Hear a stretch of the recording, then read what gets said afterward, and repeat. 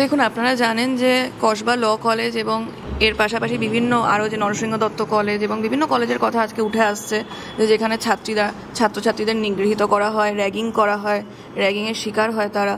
তো আমরা বরাবর বলে আসছি, আপনাদেরকে আগেও বলেছি যে আমাদের ইমিডিয়েট যেটা করতে হবে সেটা হলো ইউনিয়ন রুমগুলোকে বন্ধ করতে হবে।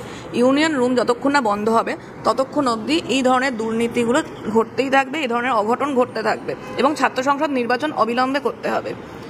এর জন্য আমরা হাইকোর্টেও গেছিলাম। হাইকোর্ট আমাদেরকে বলেছে যে আপনাদের সবার কাছে একটা ভার্ডিক্ট এসছে যে ওনারা চান যে ইমিডিয়েটলি ইউনিয়ন রুমগুলো বন্ধ। কিন্তু তার পরের দিনে আমরা যখন স্টেট ইউনিভার্সিটিতে গেছি তখন স্টেট ইউনিভার্সিটি আমাদেরকে বলছে যে আমাদের কাছে কোনো নোটিশ আসেনি। এটা কি করে হয় যে একটা নোটিশ আসেনি? তো নোটিশ কতদিনে আসবে? আমরা একটা 2-3 দিন দেখব।